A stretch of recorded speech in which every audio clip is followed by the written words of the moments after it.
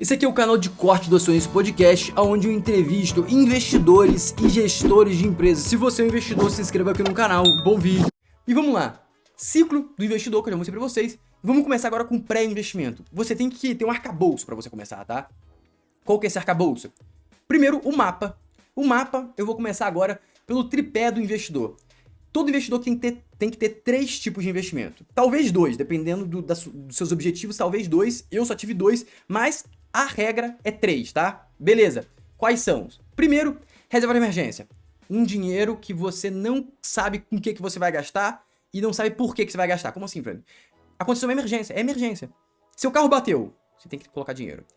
Você perdeu o emprego, você vai ter que bancar suas contas. Roubaram o seu celular, você não consegue ver seu celular. Notebook pifou e você trabalha com ele, você tem que ter dinheiro pra colocar. Reserva de emergência é pra isso. Tem que ser curto prazo. Tem que, no dia seguinte, na mesma hora, você tem que conseguir dinheiro, entendeu? Isso aqui pode ser um pouco maleável, mas tem que ter reserva de emergência. Sem dúvida de não ter. É loucura não ter, tá bom? Você vai tomar muito risco.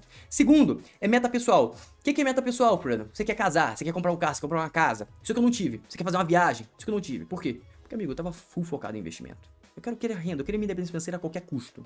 E eu não tive carro, não comprei carro, não casei, fiz viagens baratas, nunca fiz grandes viagens caras. E hoje a viagem que é cara, teoricamente, para algumas pessoas, tipo, pra Floripa, porque lá há um tempo, que é caro para algumas pessoas, para mim não é nem um pouco caro. Não precisei fazer reserva, peguei dinheiro e torei e foi embora.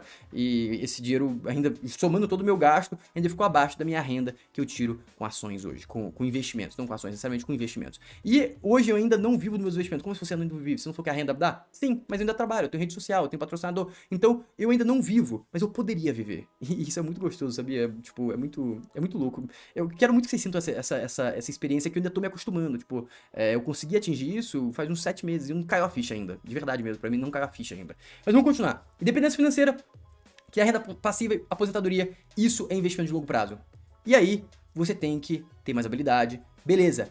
Aqui você conheceu o mapa. Você sabe qual que é o caminho que você tem que percorrer. Isso aqui você tem que percorrer esse caminho.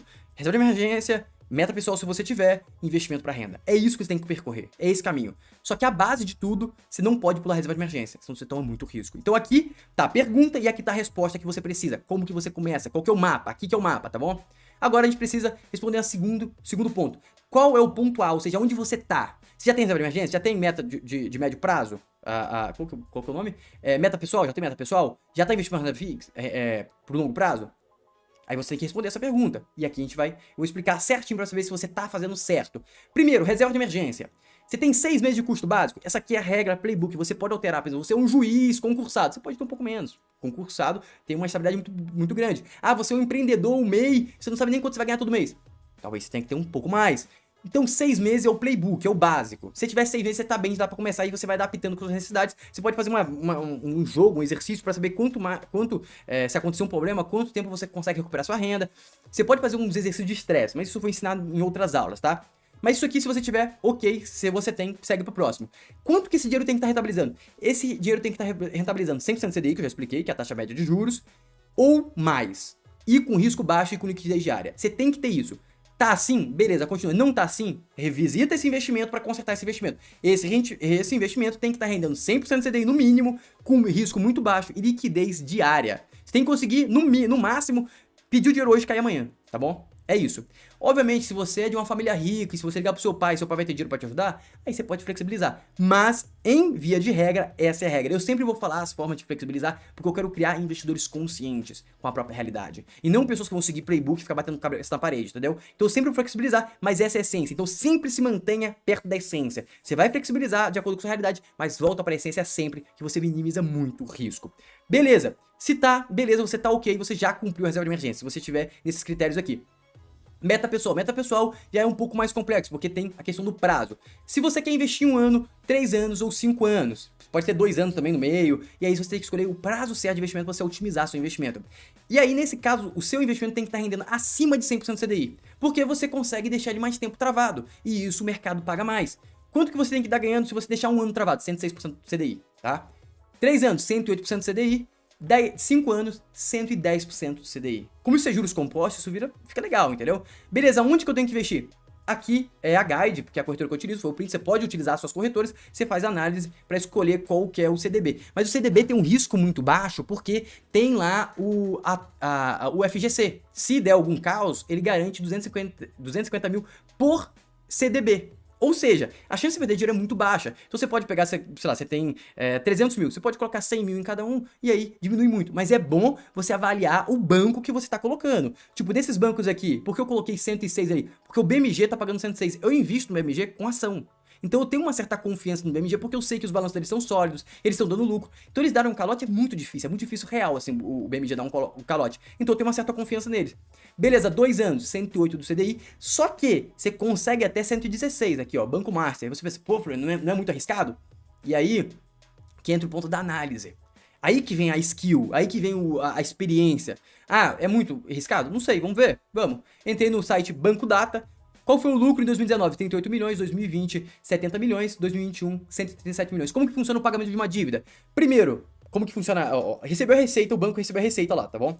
Primeiro ele vai pagar as operacionais, ou seja, os funcionários e tudo mais, depois as dívidas, depois o lucro. Ou seja, se deu lucro, é porque ele conseguiu pagar as dívidas. Se deu lucro, é porque ele conseguiu pagar as dívidas, ou seja, deu 137 milhões a mais do que todos os pagamentos de dívida. Ou seja, a chance desse banco te dar calote é muito baixa. É muito baixa. E tá em ascensão. Você pode perceber, ó, que 2019 foi 38, 70 e 137. Ou seja, tá em ascensão. Então a chance desse banco te dar calote é muito baixa. Mas sempre existe o risco. Ah, Fran, e esse ano 2022, será que não tá ruim? Entrei também no balanço. 60 milhões em junho de lucro líquido. Ou seja, parece ser muito bom. Em junho de 2020 foi 21, junho de 2020 foi 21, junho de 2021 foi 34, 2022 60. Ou seja, o banco está extremamente lucrativo, perfeito. Fernando, será que isso não é mentira? Aí eu olho o auditor. Foi auditado pelo KPMG. KPMG é uma das Big Four. Big Four são 4 empresas mundiais que elas pegam e regulam, auditam vários balanços do mundo inteiro. E a reputação dessas empresas é muito importante para elas, então elas não vão ficar participando de fraude. Pode acontecer, porque elas são as maiores do mundo, mas é muito raro. Então quando eu tiver um KPMG, um Ernst Young como auditor, pode ficar tranquilo. A tendência daquilo ser verdade é muito alta. Então esse investimento da minha humilde concepção é um bom investimento. Por quê? Porque tem todos esses critérios que validam que a chance do Banco Master te dar um calote é muito baixa, tá? Aí você tem que ler as letras miúdas. Não cheguei a letras miúdas, mas eu acho que é um CDB normal, tá? Beleza, 5 anos, tem que rentabilizar 110 CDI. Eu queria entender por que o Banco Master tá pagando 116% e quando você coloca 5 anos tá mais baixo. Pra mim não faz muito sentido isso pra mim, sendo sincero. Talvez eles estejam com uma dívida de curto prazo, eles estão precisando coletar mais dinheiro no curto prazo de 3 anos, no intervalo de 3 anos. Nem é 3 anos, de 700 dias ali. Então, possa ser alguma coisa nesse sentido. Que isso é 2 anos, nem é 3 anos. Pode ser alguma coisa nesse sentido, então ele tá pagando mais caro porque ele tem que rolar uma dívida recente. Isso é outro caso, depois no futuro você vai entender isso. Mas pode ser um caso específico e você pode aproveitar essa oportunidade. Você não vai conseguir outro CDB de 116%. Pelo menos eu não achei, tá? Beleza, vamos continuando. 5 anos, você coloca 110%. Beleza, aonde você vai investir isso? Corretora. Ah, por que corretora? Porque corretora tem uma rentabilidade. E aqui eu vou repetir o ciclo do investidor para você analisar por que corretora faz sentido. Por que eu estou repetindo o ciclo do investidor em vários pontos? Porque eu quero que você entenda como funciona, porque como que eu quero fazer durante as próximas aulas? Eu quero usar o ciclo do investidor para te mostrar e te provar pontos. Então eu já vou te dar a pergunta e a resposta. Só que você vai treinando isso, depois que aprender isso, você vai conseguir fazer isso tudo na tua vida. Você vai conseguir aprender rápido. Porque eu falei, a essência é conhecimento. O que vai te crescer você é o conhecimento. O que me fez crescer foi o conhecimento. Então eu quero que você consiga também. Então vamos lá. Pergunta para o mapa. Por que corretora e não banco? O que é corretora e risco de investir em corretora? Vou responder essas perguntas. Aqui eu já parei com essa pergunta, tá? Eu não daria sequência, porque a ideia do método é você ter eficiência. Então se você tem um critério que é excludente, você teve aquele critério, você segue a vida. Aqui eu vou colocar os outros critérios só como meramente para você educativo. Mas eu não continuaria, eu eliminaria aqui, tá bom? Ele tem, banco hoje não tem bons investimentos, então não vale a pena investir, já sairia aqui.